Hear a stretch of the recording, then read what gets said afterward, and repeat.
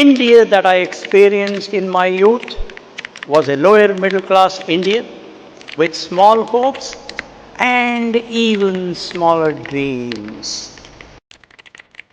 यह कहानी है एक ऐसे इंसान की जिसने अपने जीवन में न केवल सपनों का पीछा किया बल्कि उनके लिए लड़ाई भी लड़ी।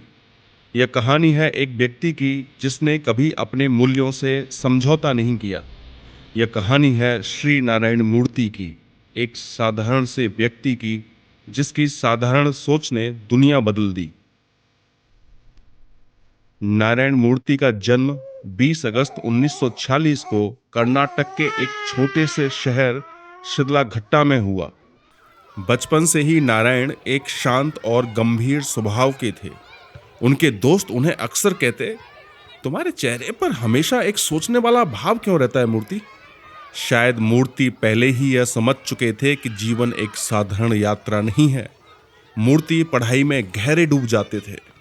वे जानते थे कि किताबें उन्हें उस दुनिया से जोड़े रखेंगी जो उनकी आंखों में बसी है।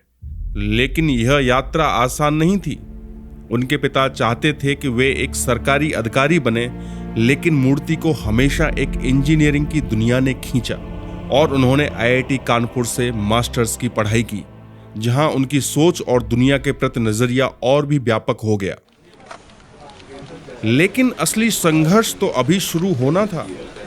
पढ़ाई पूरी करने के बाद मूर्ति ने कई बड़ी कंपनियों में नौकरियों के लिए अप्लाई किया।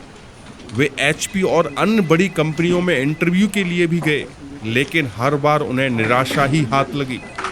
मूर्ति को याद है जब वे एचपी से, जिसके लैपटॉप मोबाइल फोन्स आज हम यूज करते हैं, अस्वीकृति पत्र लेकर आए थे, तो वह पल उनके लिए कितना कठिन था। वो कहते थे, मैंने उस दिन सोचा कि मैं दुनिया को दिखा दूंगा कि भारत के पास भी विश्व स्तरीय प्रतिभा है।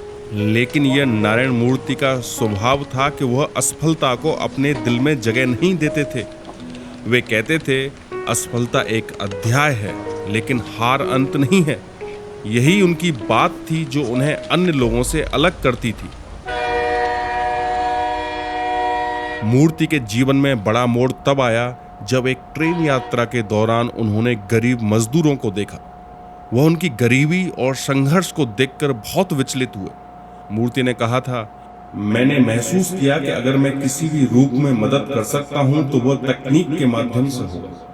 लोगों को सशक्त बनाना, उन्हें तकनीक के माध्यम से सक्षम बनाना ही मेरी प्रेरणा बनेगी। यहीं से एक विजन का जन्म हुआ, टेक्नोलॉजी के माध्यम से दुनिया बदलने का सपना। लेकिन नारायण मूर्ति की यह कहानी सिर्फ उनके सपने तक सीमित नहीं है, बल्कि इसमें सुधा मूर्ति का महत्वपूर्ण योगदान भी है। सुधा और नारायण की मुलाकात उस समय हुई जब दोनों अपने करियर की शुरुआत कर रहे थे। सुधा को नारायण का सादगी भरा व्यक्तित्व बहुत भाया। वो कहती थीं, वो एकदम सरल थे, जैसे पहाड़ी झरना, शुद्ध, पारदर्शी और सीधा। दोनों के बीच प्यार और आपसी समझ का एक गहरा रिश्ता बना। सुधा ने अपने पति की एम्बिशंस को समझा और उन्हें पूरा करने के लिए खुद की सेविंग से 10,000 रुपए दिए। मूर्ति हंसते हुए कहते थे, सुधा मेरी पहली इन्वेस्टर थी और सबसे बड़ी समर्थक भी। 1981 में नारायण मूर्ति और उनके 6 दोस्तों ने इन्फोसिस की स्थापना की। पुणे में किराए के एक छोटे से कमरे से यह सपना शुरू हुआ। उनके पास न कंप्यूटर था, न ही आधुनिक तकनीक। वे खुद कोडिंग करते, कागज पर लिखते और फिर घंटों काम करते। शुरुआती दिनों में कोई निवेशक नहीं था जो उन पर विश्वास करता।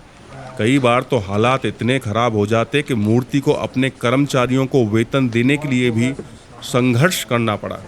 मूर्ति का एक ही मंत्र था, धैर्य और ईमानदारी।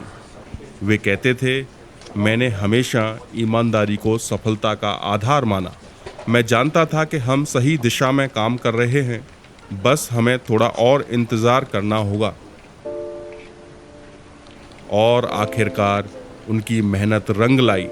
1987 में इन्फोसिस को उनका पहला बड़ा विदेशी प्रोजेक्ट मिला। इससे कंपनी की किस्मत बदल गई। धीरे धीरे इन्फोसिस ने पूरी दुनिया में अपनी पहचान बनाई। 1993 में कंपनी का आईपीओ आया और सफलता की नई ऊंचाइयों पर पहुंची।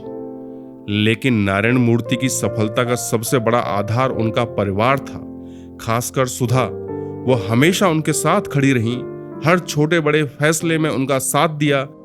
मूर्ति कहते थे, सुधा ने न मुझे केवल आर्थिक रूप से बल्कि मानसिक रूप से भी संबल दिया। हम दोनों एक दूसरे के पूरक थे। इन्फोसिस का विकास और सफलता सिर्फ एक कंपनी की नहीं बल्कि एक विचार की सफलता थी। वह विचार जो नारायण मूर्ति के मन में ट्रेन की उस यात्रा के दौरान आया था, वह विचार जो सुधा मूर्ति के समर्थन से साकार हुआ। मूर्ति ने सिखाया कि अगर आपके पास एक स्पष्ट दृष्टि है, क्लियर विजन, अगर आप सच्चाई और ईमानदारी के साथ अपने सपनों का पीछा करते हैं तो दुनिया की कोई भी ताकत आपको रोक नहीं सकती।